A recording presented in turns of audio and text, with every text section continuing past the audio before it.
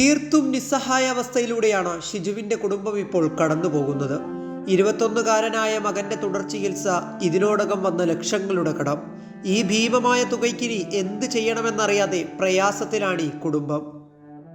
നിലവിലിപ്പോൾ അവസ്ഥ എന്ന് പറഞ്ഞിട്ടുണ്ടെങ്കിൽ ഇപ്പോൾ സാമ്പത്തികമായിട്ട് വളരെ ബുദ്ധിമുട്ടാണ്.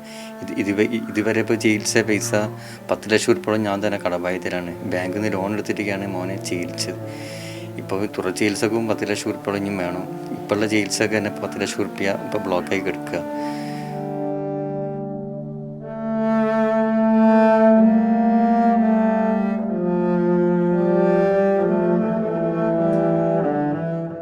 പിറന്ന് 7-ാം മാസത്തിലാണ് സ്നേഹാൻ കപിലിന്റെ അസുഖം തിരിച്ചറിഞ്ഞത്. ഉള്ളതെല്ലാം വിറ്റുപിറക്കി ചികിത്സ നടത്തി. ഇതിനിടെ കൂലിപ്പണിക്കാരനായ പിതാവിനെ തേടി വൃക്കരോഗവും എത്തി. ഇതോടെയാണ് മുന്നോട്ടുള്ള ജീവിതം ഇനി എങ്ങനെ എന്നറിയാതെ കുടുംബം അങ്കലാപ്പിലായത്. വൃക്ക മാറ്റിവെച്ചതിനാൽ അറിയുന്ന പണിയൊന്നും ഷിജുവിനി ചെയ്യാനുമാവില്ല. ഇതോടെ ബിരുദ വിദ്യാർത്ഥിയായ മകളുടെ പഠനമടക്കം കുടുംബത്തിന്റെ ഭാവിയും എല്ലാം പ്രതിസന്ധിയിലായ അവസ്ഥയിലാണ്. സുഖടക്കൊന്ന് മാറിയെന്ന് രക്ഷപ്പെട്ട ഞങ്ങൾക്കാണെങ്കിൽ അച്ഛൻ്റെ അടുത്തും പോയി ഒന്നും ചോദിക്കാനും ആരടുത്തേക്ക് ഒന്നിനും പോവാനില്ല, ആരും സഹായിക്കാനും ആരില്ല.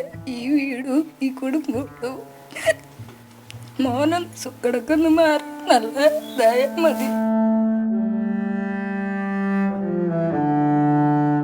നിലവിൽ 6ഓളം ബാങ്കിലായാണ് കടങ്ങളുള്ളത്. സുമനസുകളുടെ സഹായത്തോടെ വീടിന്റെ ജപ്തി ഒഴിവായി. ഇനി തുടർ ചികിത്സയ്ക്കും കടം വീടാനുമായി വേണ്ടത് 20 ലക്ഷം രൂപയാണ്. ഇനി ആരോട് സഹായം തേടണമെന്നറിയാതെ അങ്കലാപ്പിലാണ് ഈ കുടുംബം. സുമനസുകളുടെ സഹായമാണ് ആകെയുള്ള പ്രതീക്ഷ. കൈരളി ന്യൂസ്, കോഴിക്കോട്.